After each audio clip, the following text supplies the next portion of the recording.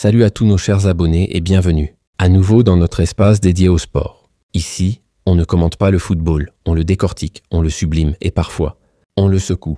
Si tu viens juste de découvrir cette plateforme aujourd'hui, cela signifie que tu es resté dans l'ignorance et qu'il est grand temps de mettre à jour ton application YouTube. Tu as raté des épisodes, mon frère. Et ici, chaque vidéo est une masterclass en vérité footballistique. N'oublie pas de commencer à t'abonner, sinon tu risques de te perdre et de quitter. Après avoir compris avec détail que le Sénégal, c'est du fiasco du temps, moderne. Ce n'est pas une critique, c'est un constat. Et parfois, il faut ouvrir les yeux avant de crier au scandale. Car ici, nous mettons en lumière des aspects méconnus de l'équipe sénégalaise que beaucoup d'Africains ignorent depuis des années. On ne fait pas du buzz, on fait du décryptage. Et ce qui est caché finit toujours par sortir. Surtout ici. Même si tu es venu pour savoir pourquoi Koulibaly et Niakhaté n'aiment pas Essandé, nous allons vous expliquer ça en détail. Ce n'est pas personnel, c'est physique. Essandé, c'est le genre de joueur qui transforme les défenseurs en philosophes. Alors n'hésite pas à aimer la vidéo, même si certaines vérités sur ton équipe sont révélées. L'amour du football, c'est aussi accepter les critiques. Et ici, on critique avec style et fond. Et même si le Sénégal est éliminé, l'amour fraternel entre le Congo et le Sénégal perdure.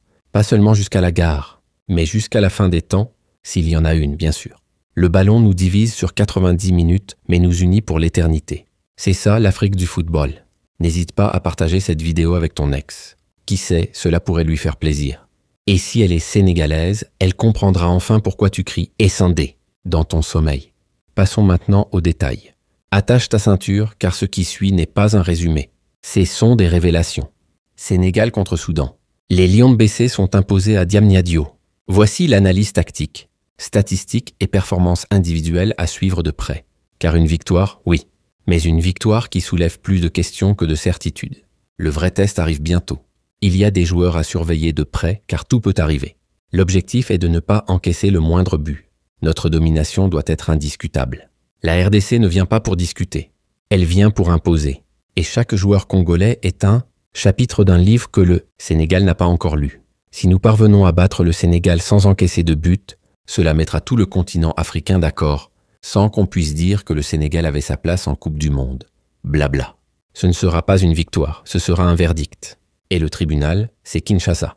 Le stade Abdoulaye Wade a vibré, ce 5 septembre 2025, au rythme des Lions de La Teranga, qui ont affronté les Faucons de Gédiane du Soudan dans un match crucial des éliminatoires de la Coupe du Monde 2026. Vibrer, oui, mais pas exploser, car même les cris du public n'ont pas suffi à masquer les limites du jeu sénégalais.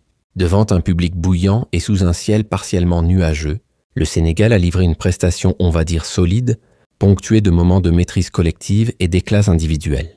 Solide, mais sans éclat. Une performance qui rassure les optimistes, mais qui inquiète les analystes. Score final, Sénégal 1, Soudan 0. Un résultat qui propulse les Lions à la 2e place du groupe, toujours derrière la RDC comme d'habitude. Le classement parle, et la RDC reste le chef de file. Les lions courent, mais les léopards planent. Buteur. Kalidou Koulibaly à la 14e minute sur une tête puissante, assisté par Crépin Diatta. Quand le défenseur devient buteur, c'est que les attaquants ont oublié leur rôle. Et ça, c'est un signal d'alerte. Le 4-3-3 sénégalais, entre rigueur et verticalité. Une structure classique, mais qui manque de surprise. Contre la RDC, il faudra plus qu'un schéma bien dessiné.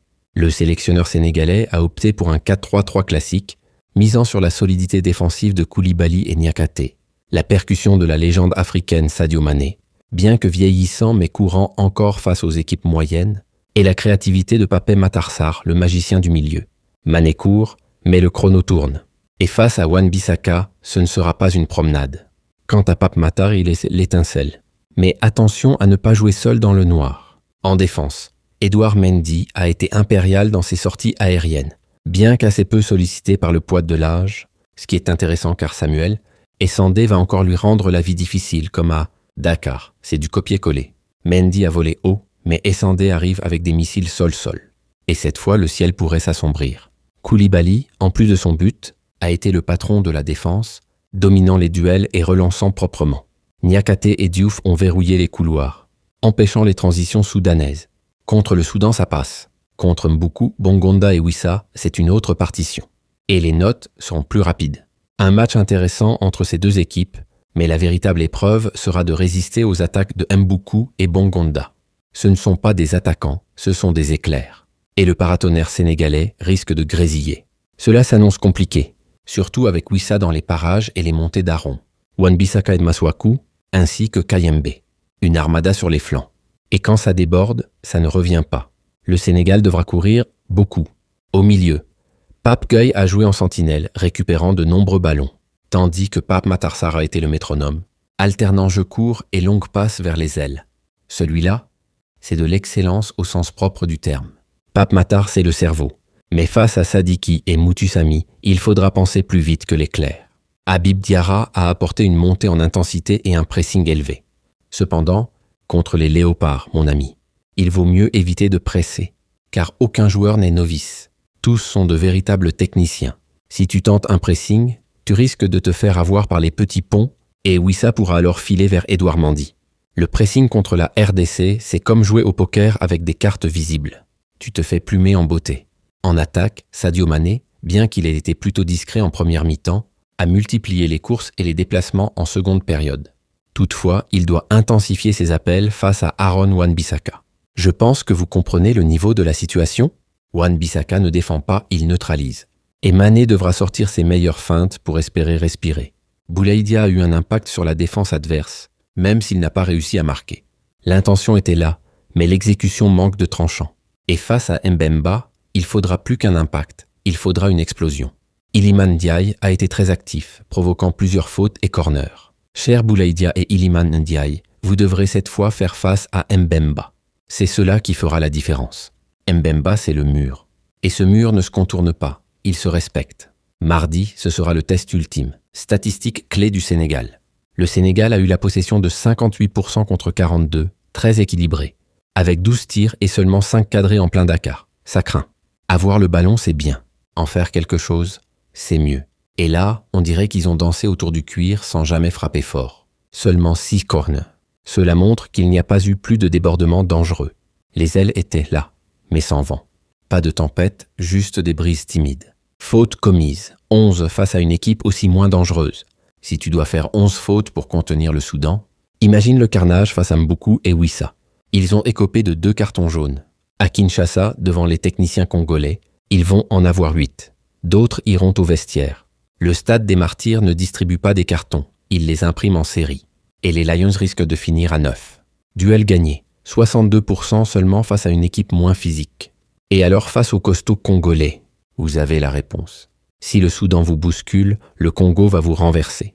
Ici, les duels sont des combats, pas des échanges courtois. Quelques performances individuelles marquantes dans ce match. Le vieux Khalidou Koulibaly, le capitaine buteur. Un match XXL, but décisif. 7 dégagements, 3 interceptions, 92% de passes réussies.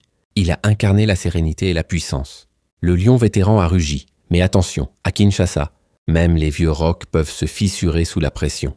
Crépin Diatta, l'homme des centres. Auteur de l'assist sur le but, il a multiplié les débordements et les centres dangereux. 4 passes clés et 2 tirs cadrés.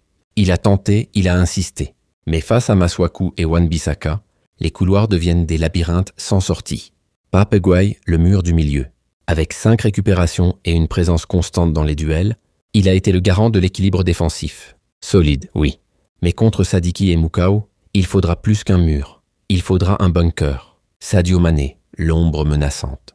Même sans but, il a attiré les défenseurs, libérant des espaces pour ses coéquipiers. 3 dribbles réussis et 2 passes décisives potentielles. Notre Mané est de plus en plus inefficace dans ses statuts. Il attire, mais ne frappe plus. Le mythe résiste, mais le terrain ne ment jamais. Alors voyons un peu avec l'attaque flamboyante des léopards pour mesurer le danger. Les léopards en attaque. Banza, Bakambu, Mayele et Essandé. Quatuor de feu et choix tactique pour dompter le Sénégal à Kinshasa. Ce n'est pas une attaque, c'est une armée. Et chaque soldat a sa spécialité. Frappe chirurgicale, appel tranchant, dribble venimeux. Dans la jungle tactique du football africain, la République démocratique du Congo avance avec un arsenal offensif très redoutable. Le Congo ne joue pas, il chasse. Et dans cette jungle, les lions devront courir pour survivre. 4 profils, 4 styles, mais une même ambition. Faire rugir les léopards sur la scène continentale. Diversité tactique, unité stratégique. Et le rugissement sera entendu jusqu'à Dakar. Alors que le match retour contre le Sénégal approche, Les débats tactiques s'intensifient autour du choix de l'avant-centre. Et si la clé du verrou sénégalais s'appelait Samuel Essandé? Essandé, c'est le marteau silencieux. Il ne frappe pas souvent, mais quand il le fait, ça résonne. Simon Banza, le stratège bloqué. Simon Banza, c'est l'intelligence du déplacement, la finesse dans les appels et une lecture du jeu qui dépasse les standards africains. Il ne court pas, il calcule. Et chaque déplacement est une équation résolue avant que le ballon ne parte. Auteur de 22 buts en 36 matchs avec Trabzonspor, il est le plus prolifique des attaquants congolais cette saison. Statistiquement, c'est une machine. Tactiquement, c'est une arme. Mais administrativement, c'est un otage. Pourtant, depuis sa confrontation avec Braga, son ancien club, son transfert est bloqué par des exigences jugées excessives. Résultat, temps de jeu limité, frustration croissante, mais talent intact. Le feu est là, mais le briquet est confisqué. Et Desabre doit choisir entre prudence et panache. Banza ne court pas, il pense. Et dans un match tendu, penser vite vaut mieux que courir longtemps. Chaque mouvement est une équation résolue avant même que le ballon n'arrive. Son profil technique, capable de jouer en pivot ou en faux neuf, aurait pu être une arme. Fatale contre le Sénégal. Mais sans rythme compétitif, Desabre hésite à le titulariser. Le dilemme est réel. Mais face à Koulibaly, un cerveau peut valoir plus qu'un sprint. Cédric Bakambu, le doyen en feu. À 34 ans, Bakambu n'a rien perdu de sa grinta. Avec 10 buts en 38 matchs au Real Betis, il reste le leader émotionnel et tactique de l'attaque congolaise. L'âge est un chiffre, la fin est une vérité. Et Bakambu a encore les crocs. Lors du dernier match, il a livré une prestation XXL. Pressing haut, appel tranchant et une finition clinique. Il a joué comme un vétéran en mission. Pas pour les stats, mais pour l'histoire. Bakambu, c'est l'expérience qui parle. Il ne joue pas pour briller, il joue pour gagner. Et mardi, il ne viendra pas pour séduire. Il viendra pour punir et rentrer en Espagne après son prime présidentiel. Oui, ça existe au Congo, le prime présidentiel. Et son rôle de mentor est crucial, mais son profil de finisseur pur pourrait être moins adapté à un match, où le pressing et la densité physique seront prioritaires. Dans une guerre de tranchées, le sniper attend. Mais parfois, il faut un bulldozer pour ouvrir le chemin. Fiston Mayele, le joker tueur. Il ne commence pas les batailles, il les termine. Et souvent, il les termine en beauté. Avec 16 buts en 35 matchs pour Pyramids FC, Mayele est un tueur en club. En championnat, il plante comme un jardinier en colère. Chaque ballon est une graine de but. Mais en sélection, Desabre l'utilise comme joker. Souvent en deuxième mi-temps pour dynamiter les défenses fatiguées comme à Dakar où il avait transformé les chansons en Wolof au silence de cimetière.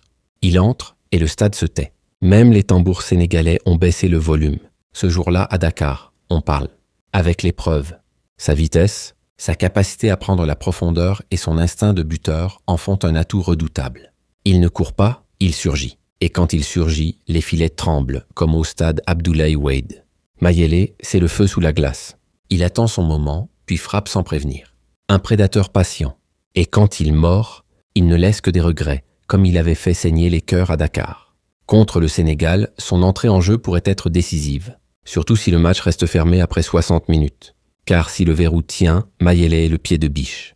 Et Kinshasa adore les fins spectaculaires. Samuel Essandé, le choix tactique pour Dakar. Pas le plus flashy, mais le plus gênant. Et dans le football moderne, gêner, c'est gagner. Et voici le profil qui fait débat, mais qui pourrait être la clé du match retour, Samuel Essandé. Le débat est tactique, mais la réponse est physique. Essandé, c'est le désordre utile. Avec 8 buts en 27 matchs pour Augsbourg, il n'est pas le plus spectaculaire, mais il est le plus compatible avec le plan de jeu anti-Sénégal. Il ne fait pas des feux d'artifice, mais il coupe l'électricité, chez l'adversaire. Lors du match aller à Dakar, Essandé a mis la défense sénégalaise en grande difficulté. Koulibaly a transpiré, Niakhaté a vacillé. Et tout ça sans que le ballon touche les filets malheureusement. Mais les vieux-là ont vraiment subi ce jour-là. Son travail physique, ses courses incessantes et sa capacité à gêner les relances ont perturbé Koulibaly et Niakhaté. Et c'est là que réside son importance. Il ne marque pas toujours, mais il empêche les autres de respirer. Et ça, c'est une forme de domination. Essandé, c'est le chaos organisé. Il ne laisse jamais une relance propre, et c'est là que le génie de Pape Matar Sarr s'éteint. Car sans la relance, Sarr n'aura pas le levier. Tu veux du beau jeu? Essandé te le vole à la source. Il sabote le piano avant que la mélodie ne commence. Pourquoi Essandé est le choix idéal contre le Sénégal? Parce que parfois, il faut un chien de garde, pas un artiste. Son pressing haut. Il empêche les relances courtes de Mendy et Koulibaly. Il transforme les sorties de balles en cauchemars.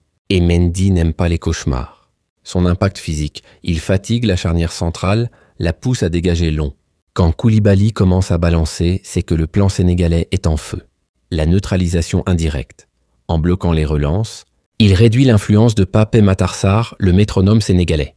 Tu veux couper la musique? Débranche le métronome. Essandé connaît la prise. Analyse tactique.